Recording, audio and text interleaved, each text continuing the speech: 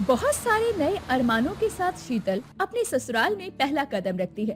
अपना आलीशान घर देखकर शीतल बहुत खुश होती है और वो अपने मन ही मन में सोचती है, हाय कितना आलीशान बंगला है ये। सच में मेरी किस्मत तो बहुत अच्छी है जो मेरी शादी इस घर में हुई है। अरे जब इतना आलीशान बंगला है तो खूब सारे नौकर चाकर भी होंगे यहाँ। अब तो मेरी मौज ही मौज है। कहाँ शादी से पहले मेरी माँ मुझे अक्सर घर के काम काज करने को कहती थी और कहाँ मेरी शादी ऐसे आलीशान घर में हो गई। अब तो मुझे यहाँ पर कुछ भी काम करने की जरूरत नहीं पड़ेगी। तभी शीतल की सास बबीता कहती है, बहू तू थक गई होगी ना। नहीं नहीं माँ जी, ऐसी कोई बात नहीं है। अरे बेटा शर्मा मत, ये तेरा ही घर है और हाँ यहाँ तुझे किसी भी चीज की कोई कमी नहीं होने वाली। हम लोग हैं ना तेरा ख्याल रखने के लिए। और वैसे भी आज तेरा इस घर में पहला दिन है तो तू अपने कमरे में जा और आराम कर।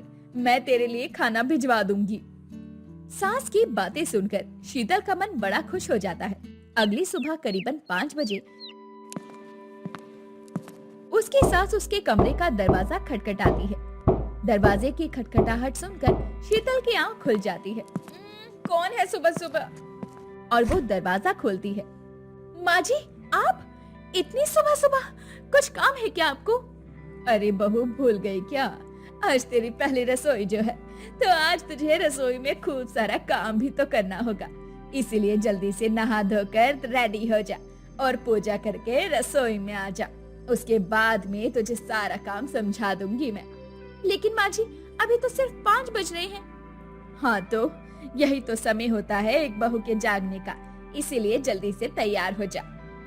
अभी शीतल नई नवेली थी, इसलिए वो सास की बात मानकर तुरंत नहाने चली जाती है। नहाने के बाद शीतल पूजा करके रसोई में जाती है और उसके बाद रसोई में आते ही शीतल की सास बबीता और चाची कुसुम और कुसुम की 2 बेटियां अंजू और प्रिया भी वहीं पर मौजूद होती हैं। क्या बात है बहू, बहुत सुंदर लग रही है तू तो। अच्छा बहू अब जल्दी से खाना बनाने की तैयारियों में लग जा। और हाँ रोटियां कम नहीं पड़नी चाहिए। 10 रोटी मैं खाती हूँ, 20 रोटी तेरे ससुर जी, टोटल 30 रोटी हम दोनों मियाँ बीबी खाते हैं। हाँ बहू वैसे ही 15 रोटी खाती हूँ मैं, तो 15 रोटी तेरे चाचा जी खाते हैं। क्या इतनी सारी रोटियाँ? अरे भाभी लिस्ट बहुत लंबी चौड़ी है, मेरा और प्रिया का भी तो सुनो। 20 रोटी मैं खाती हूँ, 20 रोटी मेरी बहन प्रिया खाती है। हाँ भाभी अंजू दीदी बिल्कुल ठीक कह रही है, हम दोनों की रोटियों को मिलाकर टोटल 40 रोटियां बनती है हमारी। रोटियों की लिस्ट सुनकर बेचारी शीतल थोड़ी सी सहम सी जाती है। सुबह सुबह ही उसके चेहरे से पसीने छूटने लगते हैं और वो चुपचाप सबकी बातें सुन रही होती है। अरे रुको रुको, ऐसे तो हमारी बहू कंफ्यूज हो जाएगी। शीतल बेटा तू शांत हो जा, मैं तुझे समझाती हूँ कि तुझे टोटल कितनी रोटी बनानी है। सबसे पहले तू बता तू कितनी रोटी खाएगी? माँ जी मैं तो 2 रोटी भी ठीक से नहीं खा पाती हूँ, तो 10 से 20 रोटी खाना मेरी बस की बात नहीं। अरे तो कोई बात नहीं, तू अपने लिए 2 ही रोटी बना लेना, ठीक है? तो मैं तुझे रोटी का सारा हिसाब बता देती हूँ। मेरा बेटा अर्जुन 10 रोटी खाता है और अभी हम सब तुझे जो हिसाब समझा रहे हैं उस हिसाब से हम सबकी रोटियों को मिलाकर कुल 100 रोटियां बनती हैं और 10 रोटी अर्जुन की, वो जोड़ ले और 2 तेरी, तो टोटल 112 रोटी बनानी है तुझे। इतनी सारी रोटियां, घर में कोई नौकर चाकर नहीं है क्या माँ जी? अरे बेटा हम लोगों को बाहर के नौकरों के हाथ का खाना बिल्कुल भी भाता नहीं है, इसलिए तो मैंने अर्जुन की शादी की है ताकि जब इस घर में बहू आ जाए तब हमें खाने की कोई टेंशन फिक्र ना हो। अच्छा बहू अब हम चलते हैं, रोटी का हिसाब मैंने तुझे बता दिया है और हाँ स्टोर रूम में बड़े बर्तन रखे हैं तो तू उन बर्तनों को सब्जी बनाने के लिए इस्तेमाल कर लेना। वो सभी अपनी फरमाइश का खाना बताकर वहाँ से चले जाते हैं। इतने सारे खाने की लिस्ट सुनकर शीतल का दिमाग घूम जाता है, लेकिन फिर भी वो ससुराल वालों के कहे अनुसार खाना बनाने को तैयार हो जाती है। और इसी तरह से काफी देर रसोई में मशक्कत करने के बाद शीतल सारा खाना बनाकर रेडी कर देती है। फिर बेचारी अकेले ही सभी को खाना परोसने लगती है। खाना देखकर ससुराल वाले बड़े खुश होते हैं। अरे बहू खाना तो बहुत स्वादिष्ट नजर आ रहा है। हाँ भाभी खाना तो बहुत टेस्टी लग रहा है, पर भाभी खाना बनाने में तो आपने बहुत ज्यादा ही समय ले लिया। आपको पता है हम कितने भूखे हैं? काफी देर से हम सारे लोग खाने का इंतजार कर रहे थे। कोई बात नहीं, देर से ही सही, खाना बन तो गया। थोड़ी ही देर में शीतल के ससुराल वाले खाने पर ऐसे टूट पड़ते हैं जैसे उन्होंने बरसों से खाना नहीं खाया हो। खाना खाने के बाद वो लोग शीतल को बिना शगुन दिए ही अपने अपने कमरों में चले जाते हैं।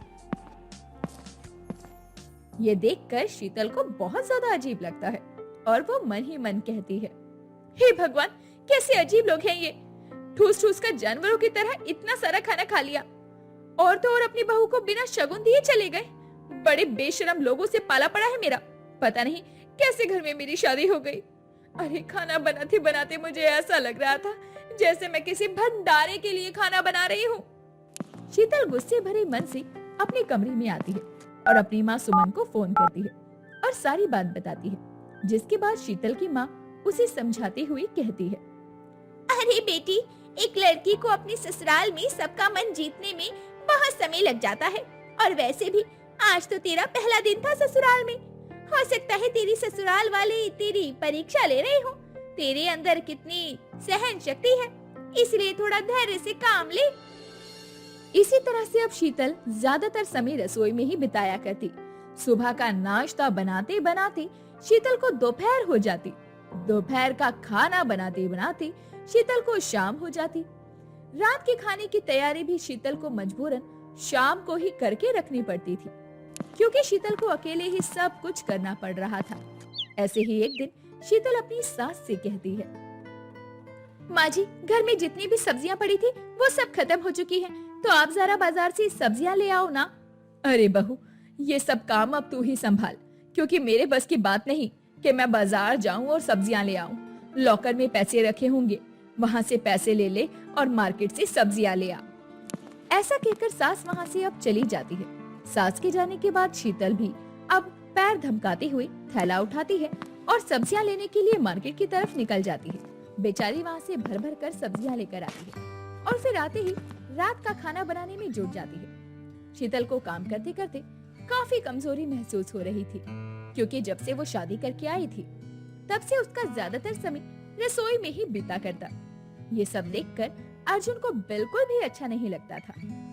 मुझसे शीतल की हालत बिल्कुल भी नहीं देखी जा रही।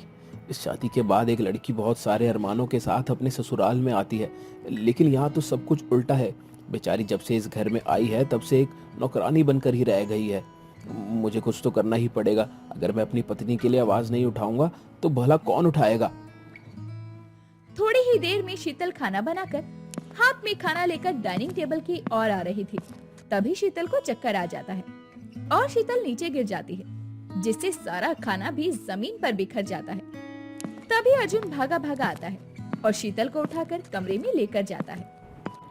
तुम चिंता मत करो शीतल, मैं हूं ना तुम्हारे साथ। देखना, आज के बाद तुम्हें कभी ऐसे अकेले सब कुछ नहीं करना पड़ेगा। थोड़ी देर में शीतल को खुद होश आ जाता है। शीतल को होश में आते देखकर ससुराल वाले खुश हो जाते हैं। तभी अर्जुन अपनी पत्नी का पक्ष लेते हुए कहता है, अरे आप लोग मेरी एक बात कान खोल कर सुन लो। आज के बाद शीतल अकेले खाना नहीं बनाएगी। अगर आप लोगों को भंडारे जितना खाना खाने का इतना ही शौक है तो आप सभी को शीतल की मदद करनी होगी, वरना शीतल से जितना हो पाएगा वो उतना ही काम करेगी। ये तू क्या बोल रहा है अर्जुन? अरे हमने भी अपने जमाने में खूब काम किया था, पर आज तक हमारे लिए कभी कोई नहीं आया आवाज उठाने, और तू ये सब कर रहा है। माँ, अब जमाना बदल चुका है। आपके जमाने में अगर किसी में इतनी हिम्मत नहीं थी तो उसमें मेरी गलती नहीं है। अर्जुन की बात सुनकर अर्जुन के पिता मोहन कहते हैं, हाँ बेटा, तू बिल्कुल सही कह रहा है। पिछला जमाना और आज का जमाना बहुत अलग है। मान के चलो, अगर आज हमारे घर की बेटियों को शादी के बाद ये सब झेलना पड़े तो हमें कितनी परेशानी होगी। तो हम क्यों किसी और की बेटी को परेशान करें, वो भी बस अपना पेट भरने के लिए। इसलिए आज से बबीता, कुसुम, अंजू, प्रिया, तुम चारों मिलकर शीतल के साथ उसका हाथ बटाओगी। अपने ससुर जी का फैसला सुनकर शीतल मुस्कुराने लगती है। इस तरह से अब शीतल अपनी सास और चाची सास और चचेरी नंदों के साथ मिलकर रसोई में खाना बनाया करती, जिससे काम तो जल्दी खत्म हो जाता था। साथ में वो पांचों मिलकर आपस में खूब सारी बातें भी किया करती। ये कहानी है एक ऐसे परिवार की जहाँ सास बबीता, जेठानी सुमन और नई नवेली छोटी बहू निधि अपने अपने पतियों के साथ रहा करती थी। दरअसल निधि को बहुत बोलना पसंद था और ऐसा लगता था कि ज्यादा बोलने वाले लोग समझदार होते हैं। ऐसे ही शादी करके निधि अपने ससुराल आ जाती है।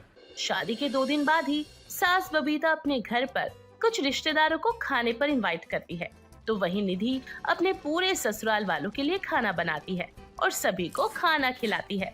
खाना खाने के थोड़ी ही देर बाद रिश्तेदार, जिसका नाम सुनीता था, वो बबीता से कहती है, वैसे बबीता एक बात बोलूं, तेरी बड़ी बहू के हाथ में जो स्वाद है ना, उतना स्वाद तेरी छोटी बहू के हाथ में नहीं है।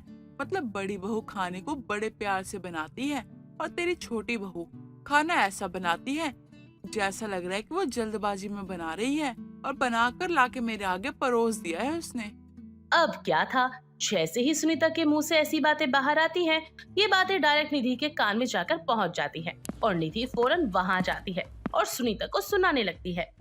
आंटी जी, एक तो आपको यहाँ मुफ्त का खाना मिल रहा है, ऊपर से आप खाने की बुराई कर रही हो। अरे अगर शांति से 2 रोटी खा नहीं सकती तो मत आया करो ना किसी रिश्तेदारों के घर में खाना खाने के लिए। अरे अपने घर का खाना बनाकर खाया करो ना, दिक्कत क्या है? अरे निधि बहू, तुझे शर्म नहीं आती क्या ऐसे बोलते हुए? अरे इस घर में आए हुए मुझे ज्यादा समय भी नहीं हुआ है, तभी तू इतना ज्यादा बोल रही है। अरे ज्यादा बोलने वाले बिल्कुल ठीक नहीं होते हैं, और वैसे भी इंसान को कब कहाँ क्या बोलना चाहिए उसे पता होना चाहिए। अरे रहने दो आंटी जी, आप तो मुझे कुछ ना ही बोलो तो ज्यादा बेटर होगा। आप मुझे शांत रहने वाली बहू मत समझो जो आपके 4 बोलने पर भी कुछ ना बोले। मुझे किसी भी कभी भी किसी की फालतू बातें बिल्कुल भी बर्दाश्त नहीं हुई है। माफ करना बबीता, शायद मेरी ही गलती है। मुझे यहाँ आना ही नहीं चाहिए था और नहीं ये सब बोलना चाहिए था। आज के बाद मैं तेरे घर कभी भी नहीं आऊंगी। मैंने जाने अनजाने में कुछ भी बोला हो तो मुझे माफ कर देना। निधि के कड़वे शब्द और ज्यादा बोलने के कारण रिश्तेदार नाराज होकर वहां से चले जाते हैं और इसके बाद सास निधि को एक माँ की तरह समझाती है और उससे कहती है, निधि बहू, तू अभी इस घर में नहीं है और शायद तुझे चीजों को समझने में थोड़ा समय लग जाएगा, पर एक बात है जो मैं तुझे तेरी माँ की तरह समझा रही हूँ, ज्यादा बोलना बिल्कुल भी अच्छा नहीं होता है। हमें हमेशा एक लिमिट में ही बोलना चाहिए। माँ जी, लिमिट की बातें तो आप ना ही करो तो ज्यादा अच्छा होगा। मेरा नाम निधि है। मैंने आज तक कभी किसी की नहीं सुनी, क्योंकि मुझे किसी और को सुनना बिल्कुल भी पसंद नहीं है। कोई बात नहीं, ये तो तुझे एक दिन अच्छे से समझ आ जाएगा कि ज्यादा बोलना कभी कभी इंसान के लिए कितना हानिकारक होता है। निधि का ज्यादा बोलना ससुराल में कम नहीं हो रहा था। वो अपनी सास को भी 2-4 बातें सुनाकर वहाँ से चली जाती है और ऐसे ही कुछ दिन बाद निधि और सुमन दोनों रसोई में काम कर रहे थे और इसी बीच सुमन निधि से बोलती है, निधि मुझे ना थोड़ा जरूरी काम है, मैं सब्जी काट देती हूँ, तुम जाकर ना सब्जी बना दो, क्योंकि मेरे पास टाइम होता तो मैं जरूर बना देती। आपका दिमाग तो ठीक है ना दीदी? अरे मेरे पास भी मेरे खुद के बहुत सारे काम हैं। अगर मैं यही सब करती रहूंगी तो अपने काम कब करूंगी? और वैसे भी मुझे आपकी तरह दिन रात किचन का काम ही थोड़ी ना करना होता है। मुझे अभी जॉब की भी तैयारी करनी है। अगर इस बार मेरा सिलेक्शन हो गया तो मुझे इंटरव्यू भी देना है। अच्छा कोई बात नहीं, मैं खुद कर लूंगी, जो तुम्हें करना है वो तुम कर लो। वही तो, कहाँ आप गांव की और कहाँ मैं शहर की पढ़ी लिखी समझदार बहू। मेरे पास घर संभालने के साथ साथ बाहर के भी बहुत काम होते हैं। अच्छा ठीक है, कोई बात नहीं, मैंने तुम्हें बोल दिया ना, जो तुम्हें करना है वो कर लो। जो सब्जी का है मेरा काम मैं कर लूंगी खुद ही। ठीक है, और मैं थोड़ी देर में नहाने जा रही हूँ, तो आप किचन से फ्री होकर ना मेरी साड़ी प्रेस कर देना, मुझे कहीं बाहर भी जाना है। क्यों निधि, जब तुम्हारे पास मेरे लिए टाइम ही नहीं है बिल्कुल भी, तो मेरे पास भी तुम्हारे लिए बिल्कुल टाइम नहीं है। अपना काम खुद ही कर लो। वैसे भी मैं गाँव की तो गवार हूँ। बोलने के लिए तो आपकी जुबान कैंची की तरह बिल्कुल तेज धार की तरह चल रही है। अरे अगर थोड़ा सा काम कर दोगी तो क्या हो जाएगा आपका? देखो, तुम अपनी ना जुबान ना संभाल के बात किया करो, और ये फालतू की जो बकवास बोल रही हो ना मेरे से मत बोला करो, ठीक है? मैं घर की ना बड़ी बहू हूँ और तुमसे बड़ी भी हूँ, तो मुझसे ना इज्जत से बात किया करो तुम। ठीक है, मुझे भी आपसे बात करने का कोई शौक नहीं है। मैं अपना काम खुद कर सकती हूँ। ऐसे ही 2 दिन बाद निधि को एक जॉब इंटरव्यू का ऑफर आता है और निधि अपने ससुराल वालों को इस बारे में बता देती है। ससुराल में किसी को भी निधि के जॉब करने से कोई दिक्कत नहीं थी। निधि अब ऑफिस जाने लगी थी।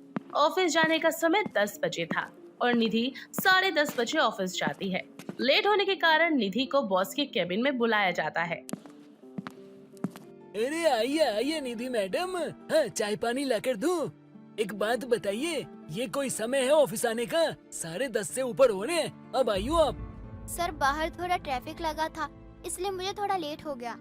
मैडम आपकी जानकारी के लिए आपको बता दूं, आप न 10:30 बजे के बाद आती हो, वो भी 15 दिनों से लगातार। अरे ऐसे कब तक बर्दाश्त करेगा कोई?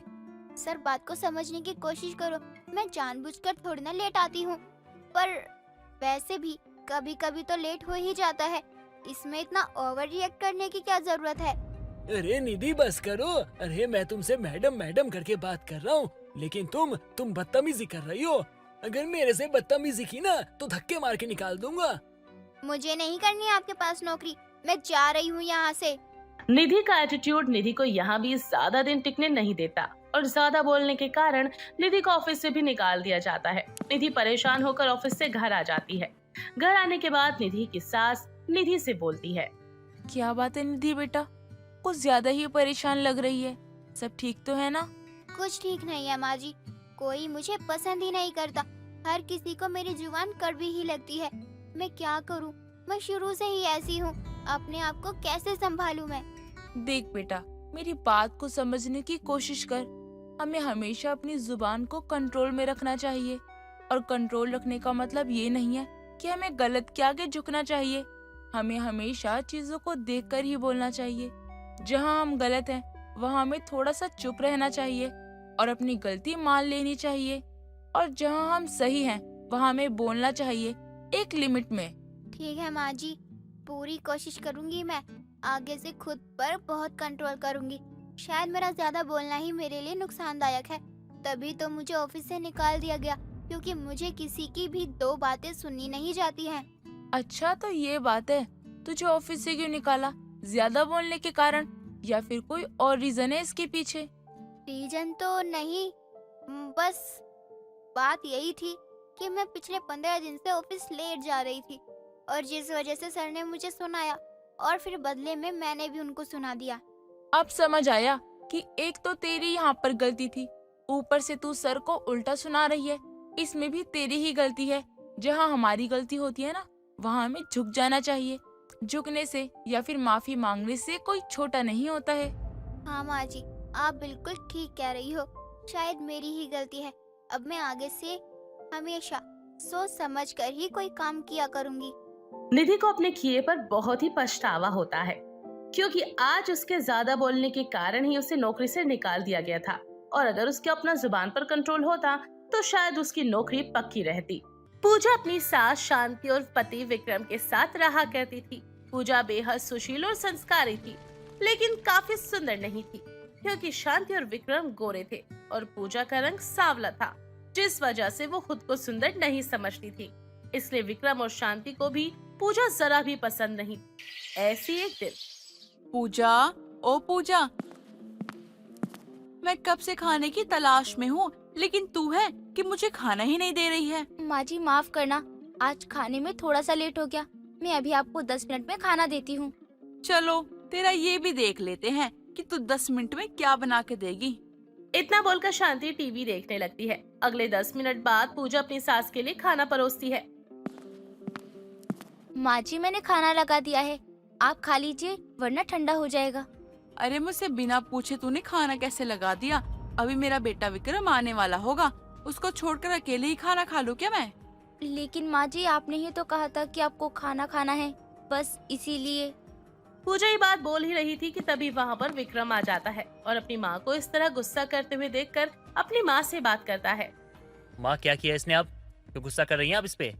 अब क्या ही बताऊं बेटा तुझे मैं, पता नहीं कौन से जन्म में मैंने ऐसे पाप किए थे जो मुझे ऐसी बहू मिली है। माँ ये आपके कर्मों का पाप नहीं बल्कि मेरे कर्मों का पाप है। पिछले जन्म में कुछ बुरा किया होगा, इसलिए भगवान ने सजा के रूप में इसको मेरे साथ बांध दिया। विक्रम और शांति पूजा को खरी खोटी सुनाने लगते हैं, इसलिए क्योंकि पूजा ने बिना पूछे अपनी सास को खाना परोस दिया था। बेचारी पूजा भी किसी के सामने कुछ नहीं बोल पाती और आंखों में आंसू लिए अपने कमरे में चली जाती। देर रात विक्रम भी अपने कमरे में आता है और वो पूजा को आराम से सोता हुआ देखता है। यहाँ सबकी नींद उड़ा कर आराम से चैन की नींद सो रही है, तुझे तो अभी बताता हूँ। इतना बोलकर विक्रम पास के टेबल पर रखा पानी का ग्लास उठाता है और पानी पूजा के मुंह पर फेंक देता है। विक्रम जी, ये आपने क्या किया? आपने मेरे मुंह पर पानी क्यों फेंका? एक तो हमें चैन से जीने नहीं देती, अब सोने भी नहीं देती, और खुद खोरे बेच के सो रही थी तू। हाँ, हमारा जीना हराम कर रखा है तूने। तू चली क्यों नहीं जाती यहाँ से? लेकिन विक्रम जी, ये मेरा ससुराल है, मैं अपने ससुराल के अलावा कहाँ ही जाऊंगी। और मुझे तो समझ नहीं आ रहा कि आप और माँ मुझसे इतनी नफरत क्यों करते हो। आखिर मैंने आप लोगों का क्या ही बिगाड़ा है? हम तुझसे नफरत क्यों करते ना, ये बात तो तुझे नहीं बता सकते, लेकिन हाँ, तूने हमारी नाक में दम कर रखा है।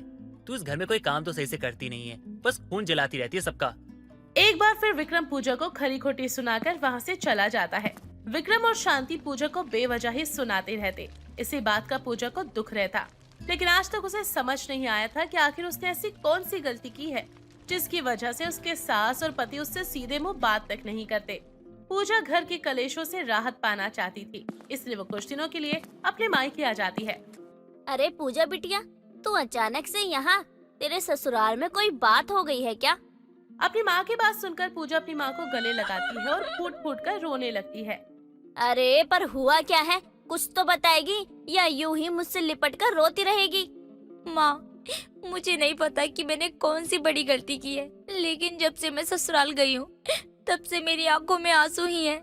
पूजा बेटा, तू लड़की है लड़की, और लड़की का घर उसका ससुराल ही होता है।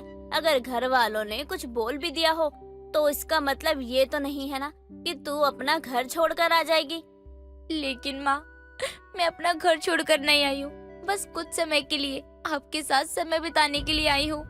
पूजा की ऐसी बातें सुनकर कौशल्या कुछ नहीं कहती, चुपचाप वहाँ से चली जाती है। समय गुजरता है। गुजरते समय के साथ भी पूजा ससुराल जाने का नाम नहीं लेती, क्योंकि वो जब भी अपने ससुराल जाती तो उसके ससुराल वाले उस पर जुल्म करते। ये देखकर पूजा की माँ कौशल्या को बहुत गुस्सा आता और वो पूजा के ससुराल फोन कर देती है। शांति बहन, कैसी हो? सब कुशल मंगल है बहन, तुम बताओ तुम कैसी हो? अरे अपने घर की अशांति मेरे घर भेजकर तुम अपने घर में शांति से तो रहोगी ही ना। क्या जरूरत थी पूजा को यहाँ भेजने की? कौशल्या बहन देखो, मैंने ही कहा था तुम्हारी बेटी को कि चली जाए हमारे घर से, और देखो मैं उसे बुलाने वाली भी नहीं हूँ, क्योंकि पहले मुझे लगा कि ये लड़की किसी काम की होगी, घर का अच्छे से काम करेगी, घर का ख्याल रखेगी, लेकिन ये है कि काम चोरी दिखाती रहती है। इससे तो अच्छा था कि मैं अपने बेटे की शादी ही नहीं करवाती। देखो बहन, तुम अपने बेटे की सच की शादी करवाओ या ना करवाओ, मुझे उससे कोई मतलब नहीं है। लेकिन हाँ, वो बात अलग है कि तुमने पूजा को मुझसे खरीदा है। पूजा के बदले तुमने मुझे भारी कीमत दी है, इसलिए मैंने पूजा को तुम्हारे हवाले किया। लेकिन सच ये भी है कि तुमने समाज के सामने मेरी बेटी का हाथ अपने बेटे के लिए मांगा था, तो उस नाते मेरी सौतेली बेटी तुम्हारे घर की बहू हुई, इसलिए तुम इतनी जल्दी मेरी बेटी से पीछे नहीं छुड़ा सकती। कौशल्या शांति से फोन पर बात कर रही थी, लेकिन इस बात से अनजान कौशल्या की उसकी ये सारी बातें दरवाजे पर खड़ी पूजा सुन लेती है और उसे इस बात का पता चल जाता है कि उसकी माँ ने उसको शांति के हाथों बेच दिया है। उसके पैरों तले से जमीन खिसक जाती है। माँ, मैं आपकी सौतेली बेटी हूँ, ये तो मैं जानती थी, लेकिन आपने मुझे बेचा है ये मैं नहीं जानती थी। मेरी माँ बचपन में गुजर गई, मैं छोटी थी, इसलिए मेरे बाबा ने आपसे शादी की ताकि आप मुझे माँ का प्यार दे सको। आपने कभी भी मुझे माँ का प्यार नहीं दिया। आपने मेरी शादी करवाई तो मुझे लगा कि शायद आप मुझसे प्यार करती हो, लेकिन कौन जानता था कि आप मेरी शादी नहीं बल्कि मुझे बेच रही हो। ठीक है, मैं ना तो मायके रहूंगी और ना ही ससुराल रहूंगी। देख पूजा, तू मेरी सौतेली बेटी है, ये मैंने दुनिया से छुपा कर रखा है, लेकिन मेरे सामने ये इमोशनल ड्रामा करने की जरूरत नहीं है। अब जब तुझे पता चल ही चुका है तो मेरी एक बात कान खोल कर सुन ले। मेरी बाहर मोहल्ले में बहुत इज्जत है, तुझे मैंने बेचा है, ये बाहर वालों को पता नहीं चलना चाहिए और ना ही वो जानते हैं, इसलिए तुझे ना चाहते हुए भी अपने ससुराल जाना ही होगा। नहीं माँ, मैं अपने ससुराल नहीं जाऊंगी। अगर आपको मेरे यहाँ रहने से दिक्कत है तो मैं यहाँ भी नहीं रहूंगी, चली जाऊंगी कहीं दूर। अरे तुझे क्या लगा कि तू यहाँ से चली जाएगी? यहाँ आई है तू अपनी मर्जी से, लेकिन जाएगी मेरी मर्जी से। तेरे बदले मैंने पूरे 50 लाख रुपए लिए हैं, जिसमें से अभी मुझे आधे ही पैसे मिले हैं। जब तक पूरे पैसे नहीं मिल जाते तब तक मैं तुझे कहीं नहीं जाने दूंगी। एक तो तेरा बीमार बाप, जिसकी हर समय मुझे देखभाल करनी पड़ती है, उसके बारे में भी तो सोचना होगा ना। कल तेरा पति तुझे लेने आ रहा है, इसलिए पड़ी रहे इसी कमरे में। कौशल्या पूजा को कमरे में बंद करके वहाँ से चली जाती है। अपनी सौतेली माँ का चंडाली रूप देखकर पूजा को बहुत दुख होता है, लेकिन पूजा हार नहीं मानती। देर रात पूजा अपना सारा सामान पैक करके मायके से भाग जाती है और अपनी एक अलग दुनिया बसाती है, जहाँ ना तो उसके ससुराल वाले थे और ना ही मायके वाले। अगले दिन जब पूजा का पति विक्रम और शांति पूजा के मायके आते हैं तो वो देखते हैं कि बहू मायके से भाग गई है। कौशल्या बहन, तुम्हारी बेटी तो मायके से भी भाग गई। तुम्हारा और मेरा सौदा यहीं खत्म होता है। जब तक तुम्हारी बेटी थी, जब तक मैंने तुम्हें पैसे दिए, अब तुम्हारी बेटी ही नहीं है तो मैं पैसे तुम्हें क्यों ही दूंगी। पूजा दूसरे शहर में अपनी जिंदगी की एक नई शुरुआत करती है।